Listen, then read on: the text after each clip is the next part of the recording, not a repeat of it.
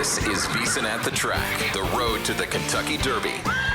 Now here's your hosts, Mike Somich and Aaron Halterman. What's going on, everybody? Welcome back into VSiN at the Track, road to the Kentucky Derby. I'm Mike Somich. He's Aaron Halterman. And boy, Aaron, do we have a loaded show today. We've got to talk about 3 prep races from last week. We're going to look forward to the Lexington Stakes on Saturday over at Keeneland. We've got a couple grade 1s in the Apple Blossom and the Jenny Wiley we're going to talk about as well. And we've already got news flowing here. 2 defections this morning from the Kentucky Derby field. We got to talk about who's in, who's out, and who we're hoping makes the gate, Aaron, for that first Saturday in May. Yeah, it's a loaded show. We've had loaded shows to start it off. This may be the best one yet, though, because that Derby picture is getting very clear as far as the field. You're right, though. We still have some question marks. We still have a couple horses we'll talk about later in the show. Are they really going to run? Are they not? And what's the implications of more defections? And how far do we have to get to the horse we all really want to see in the gate? So that's a little hint for what's coming up. Going to be a big-time show. We got a lot to do today. Very, very excited. Yeah, before we jump into the top 5s, which I guess I cheated on a little bit. I have one horse who's not in the field, but I'm really hoping makes it. I think you do as well. So we'll talk about that here shortly. But let's talk about the preps we saw last week first. We'll start out at Aqueduct in the Wood Memorial. We saw Rodriguez ship from California and head out to Aqueduct, get to face a new set of horses. And he looked great, breaking from the inside, being able to get right to the lead and hold off Grande, who was running at him late, but didn't really get the right trip to be able to get to him. What did you make of Rodriguez? And is he a horse that you legitimately think can win the Derby coming out of that effort? Yes, I absolutely do. I really loved this effort. He reminded me a lot of his sire, Authentic, who won the Derby in gate-to-wire fashion. That's what this Wood Memorial looked like to me. He got to the front. They didn't mess with him this time. They just put him on the lead, and they said, go, and let's see if they can catch you. And they couldn't. He took on a challenger of Captain Cook around the turn. He tossed him aside, no problem. And you kind of mentioned it. Grande didn't get the greatest trip in the world. I don't think he was catching Rodriguez this day at all, though. I just think Rodriguez got off to the lead, got comfortable, and was really, really tough in the spot. And I don't think he even took a deep breath in this race, to be completely honest, Somich. You kind of look at this horse, and you're like, he could have went around again, and I think he would have been fine. For whatever reason, they didn't let him do this in the last 2 races he was in. In his maiden special weight win 3 back, they let him go to the lead, and you saw a really nice performance where he crushed a horse named Baeza, who was second in the Santa Anita Derby. The next 2 races, they tried to, rate him off the speed, not let him go, and it was a disaster. So he got back to the tactics he wants, and he looked, just tremendous, in my opinion. Well, he needed to get away from his stablemates, right? Because he wasn't considered that top-tier Derby candidate, so he was never allowed to get the lead when he was facing Barnes, when he was facing Citizen Bull. We see him as the only Baffert in a race. All of a sudden, he's able to go to the front. My biggest concern with him is he a need-the-lead type? Does he have to get the lead in the Kentucky Derby to be able to win the race? I think yes. And the pace, because of that, is going to be very interesting when we get to that first Saturday in May. Let's move along here. Let's look at Keeneland now. They had their biggest stakes race of the season, their 100-point race. Burnham Square, a Florida horse, ends up getting the win there. We saw Owen Almighty run second, who will very much matter for the Derby because he's one of those pace horses. What did you make of the race down there at Keeneland? Is that one that you think in the Bluegrass you're going to see a legitimate Derby contender come out of? Yeah, look, I think no is the answer to that question. I did not like this race all that much. It was East Avenue who got out to the front and was trying to hold on, and he was getting very tired down the lane, and it looked like a lot of tired horses down the lane. And Burnham Square kind of just took advantage, but it took him a long time to get past those horses. So they came home pretty slow in that race. The final 16th was not very fast whatsoever. Don't love a lot of these horses as far as the Kentucky Derby goes. I don't think a lot of them wanted to even go on 1 1/8, let alone 1 1/4, which will they'll go next. Burnham Square, I do think, is one of the horses that will go 1 1/4 and be okay. I just don't think he's got the elite talent that it takes to win a race like the Derby. He's going to need a pace collapse. Maybe he'll get that, but even so, I prefer closers a little bit more than Burnham Square. So overall, not impressed with this race. Yeah, a Burnham Square and underneath horse to me. Maybe you put him 3rd, 4th in the trifecta and the superfecta. Maybe he will run up into it. I don't love his chances to be able to win the race. I do think that East Avenue making the gate makes a big difference here from a pace perspective. So we'll talk a little bit more about that when we look at the current top 20. Now, let's flip over to Santa Anita Park. And this one, to me, was the most interesting of the 3 preps, even though we had just a field of 5 horses headed postward. We've got some video of the race, so let's take a look here at the stretch run and Journalism and Baeza banging heads before we talk through the actual race. They're at the top of the stretch in the Santa Anita Derby, and here's Baeza. Baeza forges past Citizen Bull, and Journalism is kicking into high gear. Journalism and Baeza in a Santa Anita Derby showdown. It is Journalism just in front of Baeza. Write this down. Journalism is the best in the West as he wins the Santa Anita Derby. Baeza punched his ticket to Louisville. It was a long way back to Westwood and Citizen Bull. Journalism is the best in the West. I don't think that can be disputed at this point. And we didn't even get what I thought was the most impressive part of this race, Aaron. If you go on the backstretch and you look at some of the overhead footage, Barnes was messing with Journalism this entire race, trying to make it hard for him to be able to get out and chase down Citizen Bull, who was in the up front early in that spot. I thought this was impressive for Barnes to be able to handle the teamwork that you saw from the Baffert runners to try and slow him down in this race, yet still able to get out, find his footing, and roll to the wire there and beat what we both think is a pretty good horse in Baeza. Yeah, absolutely. And I was worried about, okay, what kind of education are we going to get out of this race with just 5 horses and really just 4 when you take Journalism out of it? He's facing only 4 horses. But I was super impressed because Barnes was put in this race solely to mess with Journalism by Bob Baffert. It was very clear Bob Baffert sent Citizen Bull, his other horse, to the lead and said, okay, Barnes, you just mess with Journalism, try to knock him off stride and try to keep him from running his best race, and then we'll steal it on the front end. Now, funny enough, Citizen Bull finished 4th in this race, so it didn't matter anyway. Even if he messed with Journalism, he wasn't going to win, which I find hilarious because Barnes did no running at all in the stretch either. He goes 5th. But the point being, they forced Journalism to race inside. He ate a ton of dirt in this race. You look at pictures of him, or you just look at the video we just played. He is covered from head to toe in dirt. That was a really good sign that he was still able to run like he did, eating all that dirt. And then basically he was getting body checked up the backstretch and just stayed calm. And when it was time, he just pushed Barnes aside and went and got Baeza. And because of all that happened, Baeza got a big-time jump on him. He got about 3 lengths in front of him, and Journalism was still able to run him down. So could not have been more impressed. This was easily the most impressive prep of the 3. Journalism passed all the boxes, plus a few more that I didn't think we might see from him. We actually did get to see, hey, he can overcome some adversity and still be okay. And you're going to run into adversity in the Derby as well. So a big notch in his belt to be able to go out there and face that adversity and still be able to run down very good horses in front of him. It made me more confident in Journalism heading into the Derby. We'll talk a little bit about the odds in the final segment of the show and whether or not it may be time to bet Journalism before we get to that first Saturday in May and what his possible off price is going to be. But before we get into that, if you're ready to get into the action, if you're looking to bet any of these races, head over to firstbet.com. They've got you covered. Sign up to access exclusive promotions and bet on hundreds of horse races every single day on your phone or your computer, including live video of those races, so you can just watch them right there after you bet them.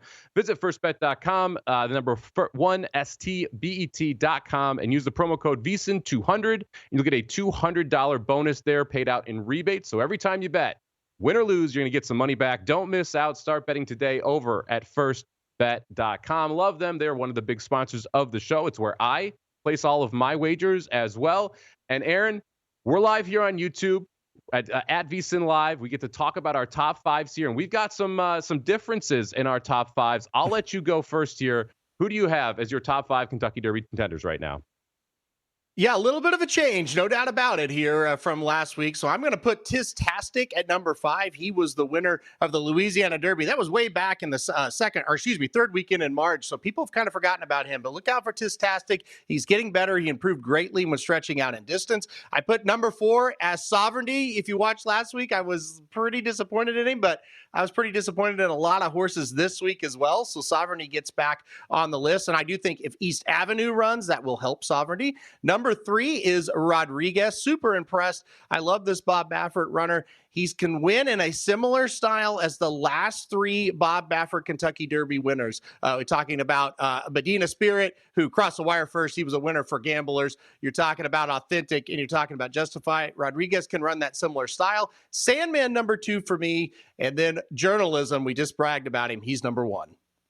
Yeah, been a long time since any non-Bob Baffert horse has been able to go gate to wire. It'll be interesting to see if Rodriguez decides to get the lead from Citizen Bull in this spot, and if so, if he's able to move forward and take them from gate to wire there in the Kentucky Derby. My top 5, again, I think I cheated a little bit here because I do have Baeza on the list here at number 5. He's 27th in points right now, but he's top 5 in my heart. If he makes the gate, it's a horse that I am definitely going to play because of how much I respect this California group that we're seeing moving forward heading into the Derby here. Number 4 for me, I'll take the horse that ran second to Rodriguez and Grande, Todd Pletcher trainee, a horse we talked about in the very first episode of this show and how much we thought this horse could progress. That was only Grande's 3rd start. I thought he got a brutal trip, being wide the majority of the race and having to catch kickback, and then was able to still get close to Rodriguez in that final furlong.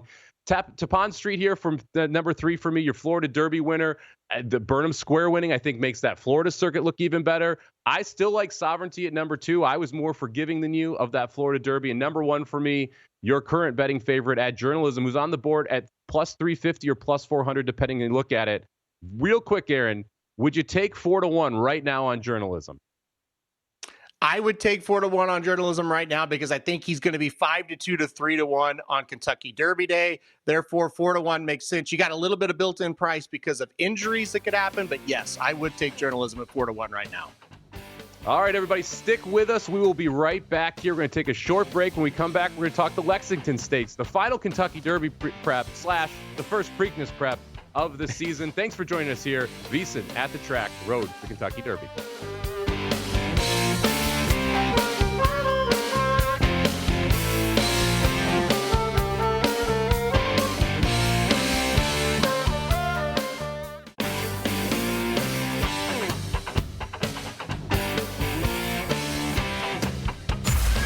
Tuned in to VSiN at the Track, the road to the Kentucky Derby, right here on VSiN, the Sports Betting Network. Welcome back in here, VSiN at the Track, road to the Kentucky Derby. I'm Mike Somich. He is Aaron Halterman. Thank you to everybody joining us over on YouTube at VSiN Live. We're live there every single Friday, 11:15 Pacific, 2:15 Eastern for our VSiN at the Track show. Re-airs again on SiriusXM channel 158 and on VSiN proper every Saturday morning, so you can catch us there if you ever miss a show. And Aaron, we're already at the point here where we're talking about our final Kentucky Derby prep, but I thought you mentioned this yesterday. We talked about this race over on Racing Dudes YouTube. This is really a Preakness prep, right? That's how we should be looking at this? Yeah, absolutely. So none of these horses have enough points to where even if they win this race, they're going to get into the Kentucky Derby. So this race is only worth 20 points, a little bit less than what we've seen the last 3 weekends. So it's absolutely a Preakness prep more than it is a Kentucky Derby prep, but that's okay. You know, we've seen some decent horses come out of here in the past. Some of them, like, they felt like they were going to be really good and maybe they had injuries and stuff that happened as well. So a little bit of bad luck for this race as well. But it's a very good Preakness prep, and you've got some very good trainers that are good at pointing to the Preakness and pulling off a little bit of upset. So there's still a lot of intrigue, even though this is, like I said, it's officially a Kentucky Derby prep race, but it's not really a Kentucky Derby prep race.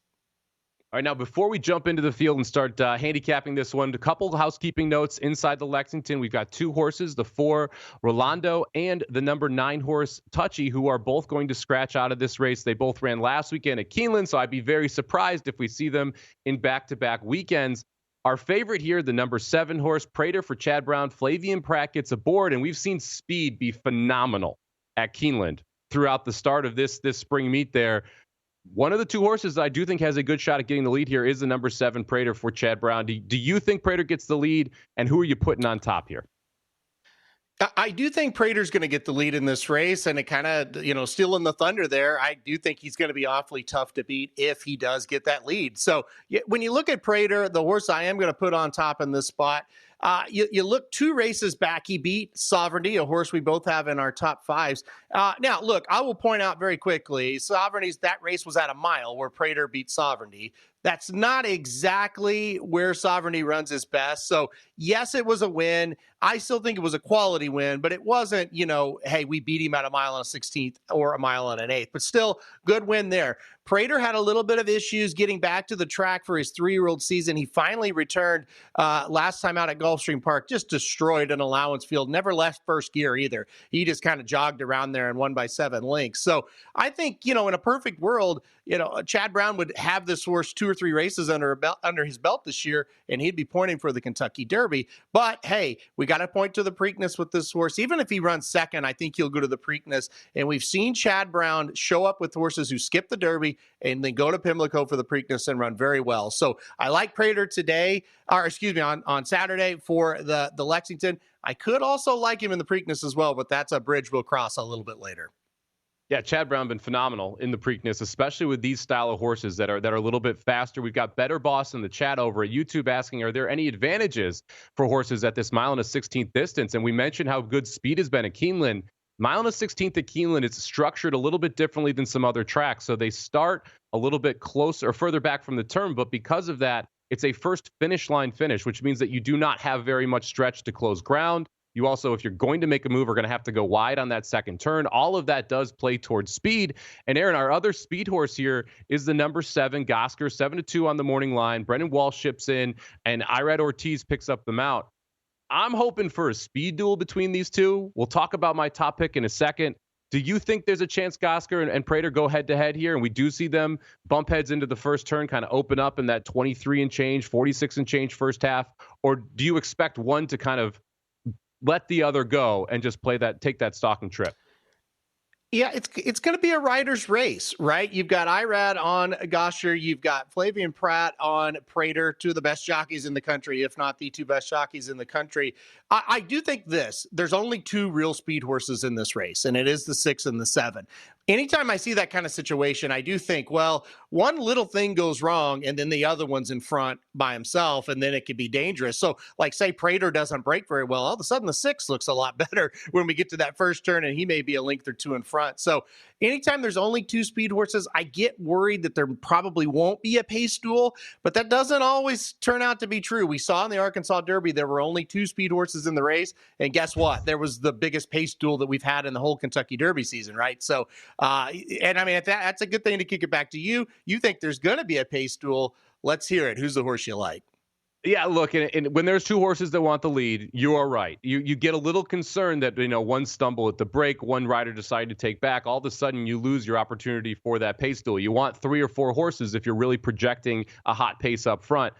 I do think you're going to see the 2 of them bang heads, but I like the 3 Bullard quite a bit in this spot because I don't think he needs to be that far behind. So even if one goes and the other sits at the flank, I think Bullard able to pocket up there from that 3-hole and able to get a fairly good trip, not too far behind those leaders and able to make that move into the far turn. And for me, I've said this at the top. I've said this a couple weeks in a row. I think this California crop is just better than everybody else right now. To me, it's California, a gap to Florida, and then a gap to everybody else. We saw Rodriguez go and absolutely dominate in the Wood. Bullard, a Mike McCarthy trainee who had been running in California and had been going 1 turn, which I don't necessarily think is the best distance for him. This is a horse that wants 2 turns, wants the extra distance. Last time out, lost to Barnes and Romanesque, but Romanesque was playing blocker for Barnes. They were both Bafferts. I don't think Bullard really had a chance in that race.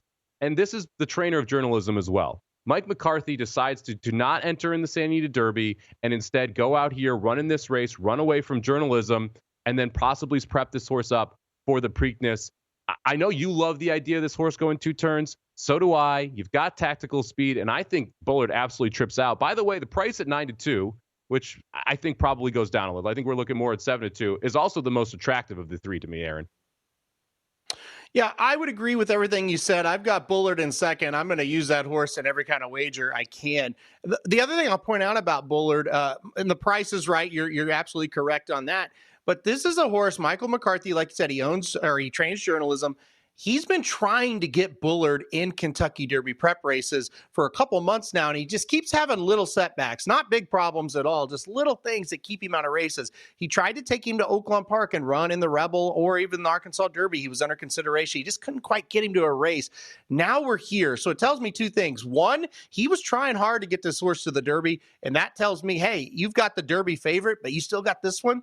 He's probably a pretty good horse if you're still trying to get him to the Derby, even though you've got the favorite in your barn. And number two, he took his time. He didn't force him, and he's entered here. And if he runs, and all indications, obviously, he's going to run, he's doing really well, right? They've got whatever was wrong with him kind of under control. He's feeling well. He's doing well. So it's a really good sign. For me, the biggest thing is we haven't seen him in almost 3 months. And so that I kind of like, does this race kind of maybe knock the rust off a little bit? And then the next start, we see him at his best. I think that's possible, but this horse will be ready to run. McCarthy's a very good trainer. So I love the pick, and I think it's very much going to set up. The 7 and 6 are going to round the corner with the lead, and then it's going to be, can Bullard come catch him?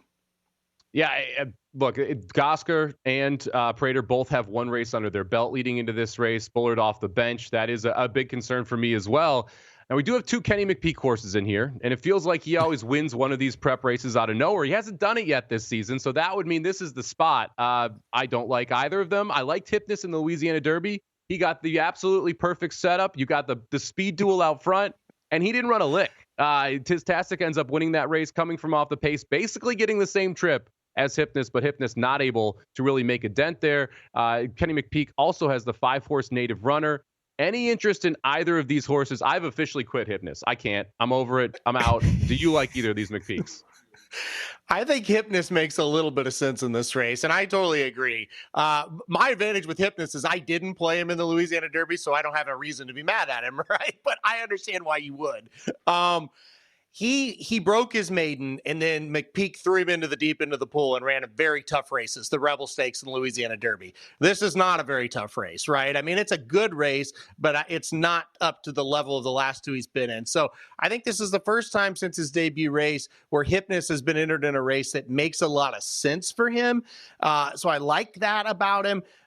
Sometimes these Kenny McPeek horses, you kind of need that form to get a little muddled, and then that's when they jump up and beat you when you give up on them, Samich. So I wouldn't be shocked if Hypnus does it. I like Bullard better, though. I think if you're playing a closer, Bullard is kind of option A. Hypnus would be option B. Yeah, we mentioned this mile and a 16th distance here at Keeneland does play towards speed. Hypnus going to be toward the back of the pack. To me, that's a big strike against Hypnus here. Maybe he able to come up underneath, run third, run fourth in this spot. But I think this is a tall ask still. Like, if you're not going to run, if he runs back to the Louisiana Derby, it's going to be hard for him to be able to track the top 2 here in the Lexington Stakes. So number 7, Prater for Aaron, 2-1 on the morning line. Number 3, Bullard for me, 9-2 on the morning line here in our final Kentucky Derby prep, the Lexington Stakes. When we come back here, we've got 2 major races we want to talk about here. You've got the Jenny Wiley at Keeneland, as well as the Apple Blossom, including the return of Torpedo Anna at Oaklawn this weekend. We'll cover those 2 when we get back here. VSiN at the track, road to the Kentucky Derby.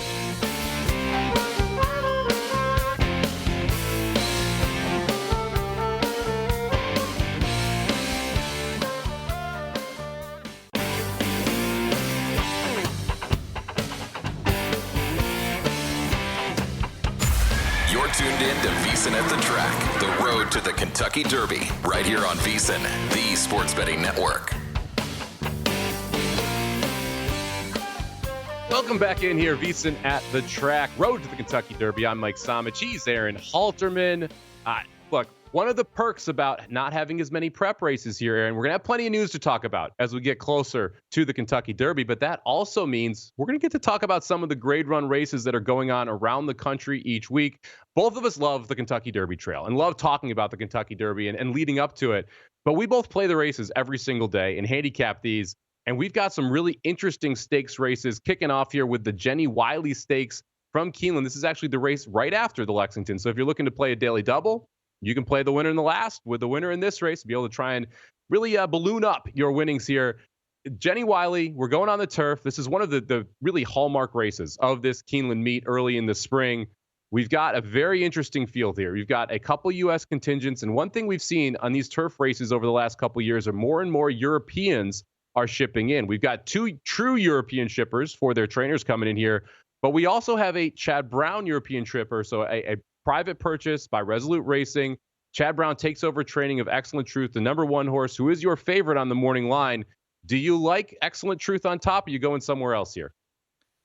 I really like Excellent Truth in this spot. So we've seen Chad Brown do this so many times with fillies coming over from overseas, running on the turf, and having big careers once they get over here for Chad Brown. And you just kind of look at what you see with Excellent Truth, what she's done overseas. Now, the first thing you got to know, if you don't really bet turf racing or you don't follow racing outside of the Kentucky Derby, turf racing in Europe is usually better than what you're getting over here in the United States. You can really count on that. The fields are deeper. The horses are a little more talented on the turf. Now, the dirt, we dominate that, but the turf, they do very well. So this horse was running in high caliber races and running very well. Second last time out in a Group 1 race over in France, and ran so well. And if you just kind of look at that race, and if she can reproduce that race here in the United States, I think she's going to be very tough to beat. Now, the conditions are different here. They run straight over overseas. We have turns here in the United States. Some horses, they don't handle it all that well. But with Chad Brown on her side and training this horse and getting her ready for this race, I have a really good feeling the number 1 Excellent Truth is going to run well here. So she's who I like on top. Yeah, you mentioned the different format of the track. So a lot of the mile races overseas, you do have just a mile straight run where you're not having to worry about turns. Funny, I asked a jockey at a Breeders' Cup once, does it matter that much? He goes, it depends on the horse. But if they get the opportunity to practice, usually not a big issue. And to me, that's a big part of why I like Excellent Truth in this spot. This horse last ran July 28th, 2024. So it's been almost a full year since we last saw her. But she's been in the Chad Brown barn for a while. I think that makes a big difference. That means that Chad Brown has had her and been training her. Those are both positives. We've seen multiple turf workouts on the form. Those have been pretty good for Chad Brown as well. I do think the 1 Excellent Truth going to be awfully tough in here. Now, let's talk about the other Europeans before we jump into the U.S. horses in the field here. The number 2 horse coming over from Europe, as well as the number 6 horse, Jabara. Any interest in either the 2 or 6 in this spot, Aaron? I do like the number 2 Choisha in second. This is a horse that had been over at Meydan, won a couple of Group 2 races there and looked very good. So the form is really good heading into this race. You look at some of the other European races this horse has been in. She's another one. She's kind of like Excellent Truth. She always kind of shows up and you see good efforts against pretty tough fields. You mentioned it though, kind of the difference here is Excellent Truth has been with Chad Brown for a while, been training here, kind of been getting used to things. Choisha really hasn't. She's just coming straight over and, from Meydan and going to have to kind of get used to the surroundings here. Now, Meydan is a little bit, the same, or, similar, I should say, as the United States as far as the race course, but there's still differences. There's still, we have a little bit tighter of a turn track. I mean, the turf course is a little firmer here than it is over there. So there's still differences that she'll have to get used to. That's kind of the question mark. But I do like Choisha quite a bit. I think she's got a lot of class. Now, did you notice I made a choice not to say her name there because I had no clue how to pronounce it? So I let you do it. I'm also making a choice not to play the 2 horse in this spot. I like the 6 Jabara if I'm taking another European horse. You mentioned the 2 coming over from Meydan. Those races, if it's not on huge days and for millions of dollars of purses, the field's generally not nearly as good as what you get from the group company in Europe. Jabara, if you look at this horse, this is a 4-year-old. She's going to be making her second start of the year here. And she came out and ran a career top number in that first start as a 4-year-old. And we saw her do the same thing from the 2 to 3-year-old season, runs a career best effort, and then improves off it in her second race as a 3-year-old. I think Jabara has a chance to improve off it here. But if I was going to take anyone to upset the 1 horse, I actually think it's a U.S. horse here. We mentioned how good Speed's been on the dirt at Keeneland. Speed also been phenomenal over this turf course. And Kehoe Beach, I think, is projected to be loose on the lead. So the 7 at 7-2 has a shot at taking this field gate to wire, Aaron. And I think that is really how you beat Excellent Truth, is being able to get out in front and not getting caught versus trying to outclose the 1 horse. Well, and you mentioned it that the dirt course there at Keeneland is playing to speed, right? Well, the turf course is as well, not to like the level of the dirt course, but it's still playing to speed pretty well. So I'm with you. And look, we've seen this horse 4 straight races go right to the front. She won 3 of them, got beat on the 1-4 back. So we've seen her do it before. We've seen Leslie Ward win 1 million races here at Keeneland. I don't mind that horse at all either. We've got a lot of agreement so far, which is rare for us, right? But I agree with how you see this race as well. I think the 7's got a big shot. So from a betting perspective, are you as simple as give me a $50 win ticket on the one, or are you going to try and hit the exotics markets here and trying to juice the payouts up a little bit? It's going to depend on the price. I'm going to play a daily double if the number one Excellent Truth gets bet down too hard, because I do like the 8 horse in the next race. So I'm going to play a daily double, probably 1-2 with the 8 in the next race, race 11. Unless that price holds at around 5-2, maybe even 3-1, then I might just get simple and play a win rager. But I want to kind of structure it to where I'm getting some value on Excellent Truth. Just kind of have to read the odds. That's what you got to do in horse racing with a market that's always changing. So we'll kind of see there. May play the double, may play the win. It'll just depend on the odds. Yeah, I'm going to be playing a double from the Lexington Stakes into this one. So I'm going to play a Bullard, the 3 horse in the 9th race, into the 1 horse Excellent Truth here in the 10th. I'm also going to take some shots with the trifecta. So you're able to put more than 1 horse in each of the specific positions in a trifecta. I'm going to put the 1 and the 7 in first place, and then play 1, 6, 7 in second, 1, 6, 7 in third. And then I'm going to play more on the 1 over 6, 7, over 6, 7, really try and key on those 3 horses and see if we can create some value. Now, what is probably not as interesting of a betting race specifically on top is the Apple Blossom, which is going on over at Oaklawn Park on Saturday. Grade 1 event here, one of their marquee races of the season, and really the return of Torpedo Anna here, who horse of the year last year. Will she take on the boys in the Classic this year? She is one of those just superstars that we have in our sport. I'm just going to assume we both think she romps here. So the question is, how do you make money in this race, Aaron? I'm picking Torpedo Anna. I assume you are as well. If you're not, let us know. But what do you do underneath Torpedo Anna to try and create value versus a 2-5 win bet? Yeah, we were talking about this race the other day, and I thought you made a good point. It just feels like a straight trifecta or even a straight exacta if you don't want to get that risky. You can't get around Torpedo Anna. The only way she's losing this race is if she shows up and she's just not at her best, and it's really hard to determine when that's going to happen, especially when she should run better than she did last time out when she romped over this track. So I'm putting Torpedo Anna on top. I'm going to try to beat the 5, Where's My Ring, who's 5-2 in this race on the morning line. I'm going to try to get that horse out of second, and I'm going to use the number 3, Free Like a Girl, and the number 7, Wild About Hillary. I'm going to use those horses in second and third, I should say, in a trifecta. So I'm going to play number 6, Torpedo Anna on top in a try, and I'm using 3-7, 3-7 in that second and third spot, and trying to get around the number 5, Where's My Ring, to juice up the trifecta just a little bit. You got to get a little bit creative. If you like Torpedo Anna on top and you want to play her, it's okay. You just kind of got to get a little bit creative as far as who's going to get in second and third, and that's kind of the way I'm going to approach it. Yeah, I'm really trying to find, I agree with you. First off, the 5 horse Where's My Ring, very, very good filly. I don't want to knock her at all, but she's had these efforts where she jumps up and then she cannot sustain that jump. We saw her best career race last time out, but that was against N1X Allowance Company, so big time step up in class here. I agree with you, especially at the 5-2 price. She's the horse you throw out to try and create value here. I really wanted to use the 2 horse Neon Beach, but all the races that put Neon Beach in second or third are on turf. And so it's hard to then say, okay, I'm going to go ahead and use her on dirt here underneath. So that makes it hard for me to get behind the 2. I think the 1 is at least a little bit interesting, but I've got distance issues, and I'm not sure what you're going to see from a trip perspective. And so I landed on the same 2 horses you did. I think that you go and you play the 6 horse Torpedo Anna on top, and I like specifically the 3 horse Free Like a Girl in second. I'm going to play a pretty big trifecta, 6, 3, 7, and just hope we can cross 1, 2, 3 and look to get somewhere around 15 to 20 to 1 out of a 2-5 shot on top. I think it's smart. Look, the 3 Free Like a Girl ran very well last time out, and I'm not going to say made it a race, but she was right there with Torpedo Anna for a while until the class kind of hit her in the face, so to speak. And the 7 Wild Out Hillary won the Bayakoa, which is a local prep race for this one. So they both make sense to me. I like the strategy. Obviously, we like the same horses, so I like the strategy as well. And hopefully we get lucky here. And look, it's going to be fun to watch Torpedo Anna no matter what happens. I promise we do disagree, and we will do some of that here in the final segment as we talk about Rodriguez and some of the other Kentucky Derby contenders, as well as the news with 2 horses dropping out of the field today. Stick with us here, VSiN at the track, road to the Kentucky Derby.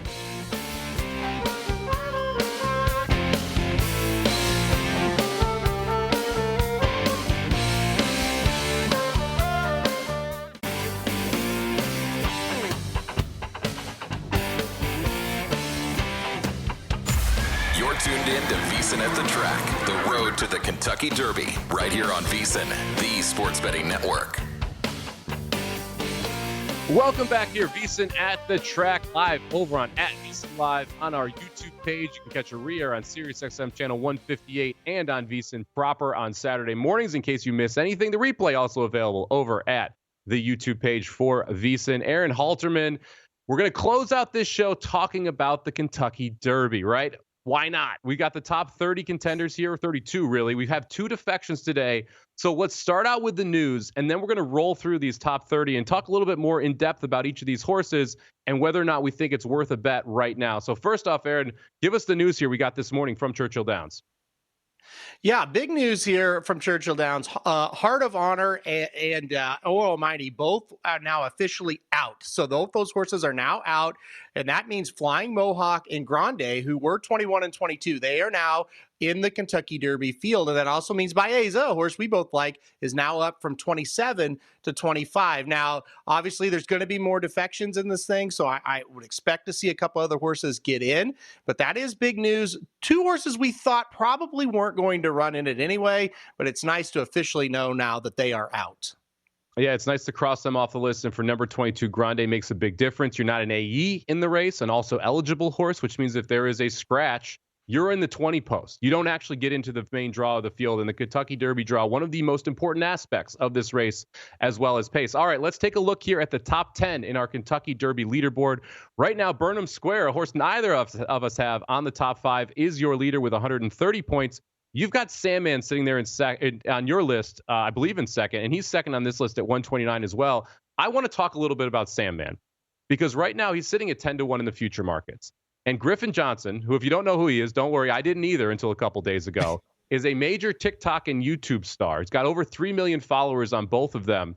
Do you think if you like Sandman, now is the time to bet him in the futures market versus waiting to the day of the races? Because I think you're going to see money from this group of people that are all casual viewers that are going to bet 2, 5, 10, 20, whatever it is on the Derby and going to bet his horse and really drive the price down.